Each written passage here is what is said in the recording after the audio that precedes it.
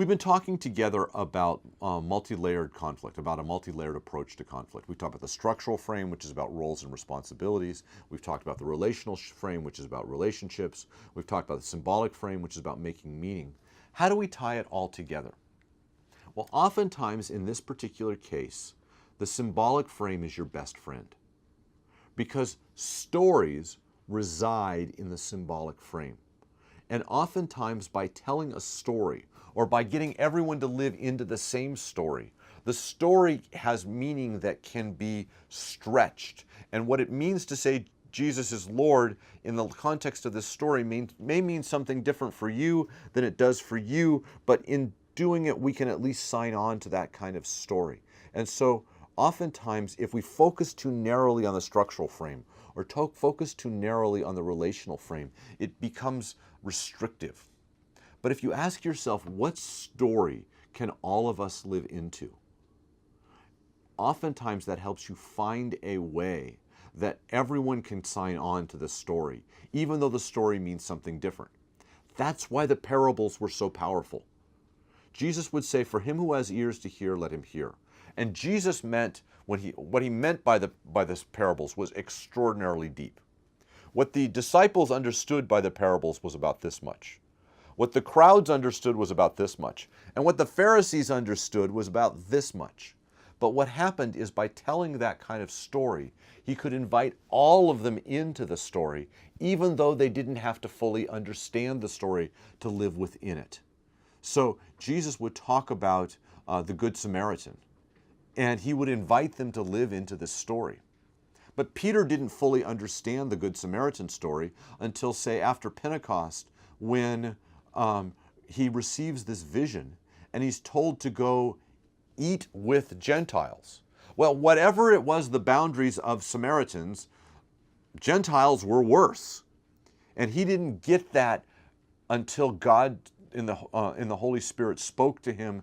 He had a vision and he was instructed. And all of a sudden, after doing that, he could live into a deeper level of understanding of the Good Samaritan story and about how Samaritans can care for people in better ways than good Jews could. If they were living out the Jewish law, they were acting better as Jews. Well, Peter goes and he meets these guys that are God-fearers who are, it turns out, once they hear the gospel, they immediately receive the baptism of the Holy Spirit. Now, Peter could have said, wait a second, I know the structural frame. The rules are that what happens is that you hear the gospel, you believe, then you receive the Spirit, baptism with water, and then you get the baptism of the Holy Spirit. It works this way. We know the rules, but the Holy Spirit didn't follow those rules. And what did Peter do? Peter went back to the people who then questioned him and said, how come you baptize these Gentiles with water? And he said, because the Holy Spirit came first. They received the Holy Spirit, and what else was I going to do?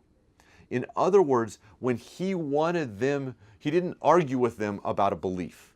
He didn't say to them, well, it turns out that God has taught me that my understanding about Gentiles was wrong. What he did is he told them a story.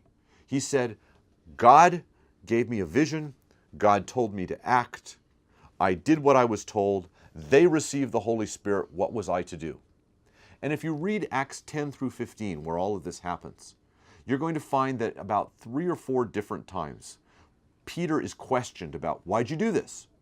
And in each time, instead of using his apostolic authority, which one would think he has from a structural frame, instead of talking to his friends the way that he would out of a relational frame, instead of having an argument about doctrine, what you might do in the symbolic frame, instead he tells them a story. He just simply repeats the story 4 times. And what he does is he says, can we all sign on to this? God told me what to do. I did it. God acted. I responded to what God had done. And they'll go, yeah, we can sign on to that. And it may mean that we have to change our beliefs. It may mean we have to change all this other stuff. But they could sign on to the story before they could recognize all the implications of it. A multi-layered approach to conflict often involves helping people and inviting them into a new story that they can sign on to before they can understand new roles, new relationships, or new beliefs.